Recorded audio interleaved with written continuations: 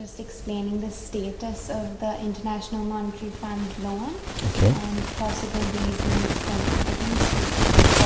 We have already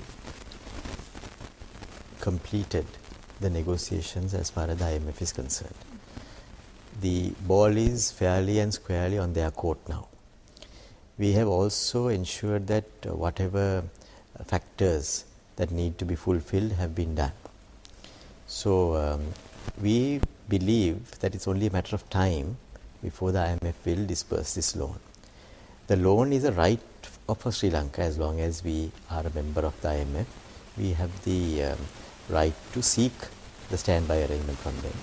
And the IMF is not a political organization. I have the governance structure of the IMF here with me.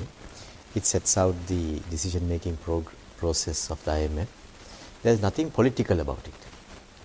So they are expected to take a decision on economic fundamentals, which I believe they would do.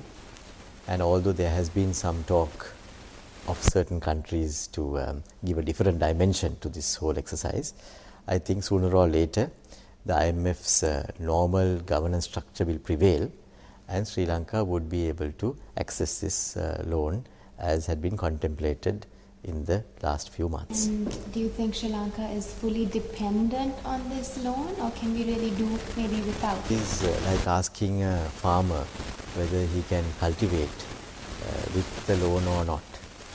You might be able to still do your cultivation, but at the same time, if there is a particular loan that he is able to have, maybe he could do it better. So in this same event also, as far as the IMF is concerned, Sri Lanka has been affected by the global crisis. That is why we have sought the standby arrangement from the IMF. And we see no reason as to why the IMF should not give it to us.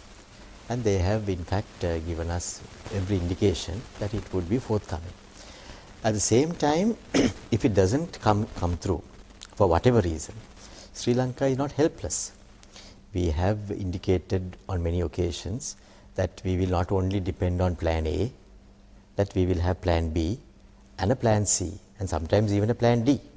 So we are working on some of the other plans also to ensure that in the unlikely eventuality of one particular process not working, that we will have other options also available to us. So that is the situation that we are in now, and we believe that we are fairly strongly placed vis-a-vis the other options also.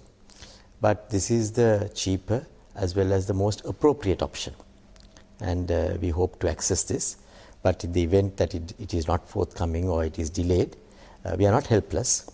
We will have other options which we will then access and ensure that the stability is maintained. So what risks do you see involved in taking this loan in terms of obligation to the IMF, where they might try to determine where the funds are used, how they are used? Are we really ready to accept all their terms and conditions? Over the last 25 years, what many people have not really understood is that the IMF has lent to Sri Lanka on 19 occasions. We are a seasoned borrower in that sense. We have shown that we have the capacity, we have shown that we have the ability, we have shown that we have the overall framework which is necessary in order to receive funds from the IMF. And the IMF loans are not given to the government, it is given to the country's monetary authority, and in our case it is the central bank. So in the central bank's balance of payment support is what will be utilized, is what this loan will be utilized for. And we have experience in having this kind of funding arrangements with the IMF, and I'm sure the IMF is very confident that Sri Lanka has the capacity and the ability and the framework to deal with it. At the same time, we are also confident that we have the ability to repay it, because Sri Lanka has had a 100% good track record as far as repayments are concerned. And in this instance too, we will ensure that the proper framework is put in place in order to ensure that all the payments are made on time, and the IMF will have no cause for any apprehension on that score. If you can explain what steps are being taken to revive the economy? Actually, if if you really think about our economy has been growing over the past 3 years at over 6% growth, annual growth. And up until the global crisis hit us, we have not had a setback, even though we were fighting a major terrorist battle. Our reserves have been going up to its highest level at 3.6 billion by July 2008. Our poverty has come down to the lowest level that we have ever experienced. Our unemployment rate had come down to the lowest level of 5.2%. Our per capita income by end of 2008 had risen up to $2,014 per person. So our economy has not been in the doldrums. It has been a very vibrant, effective economy. It has been able to support ongoing conflict which needed a lot of resources to be allocated for it. The amount of money that we have spent on education, on health, etc. has been colossal. The amount of infrastructure development projects that we have undertaken over the last 3 years is very plain to see.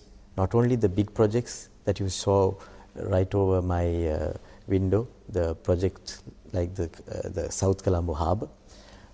There are many other projects that you all know about. You also have seen the local projects. In every village, roads have been built, tanks have been renovated. Then the Samurdhi and other projects, programs like that also have been continuing. The fertilizer support scheme has been continuing. So our economy has been a very robust economy. So we don't really need to say that it has to be revitalized again. We have to continue with whatever we have been doing. Of course, it might be a little easier now because we don't have the debilitating effect of this major war. So I think we are on the right track. We will continue going on the track. It will be a little easier process now that the war is over. But the challenges are there mainly because of the global situation. And we are confident that the present plans that are being executed will help us to maintain this growth momentum even though the world is having a serious downturn. If you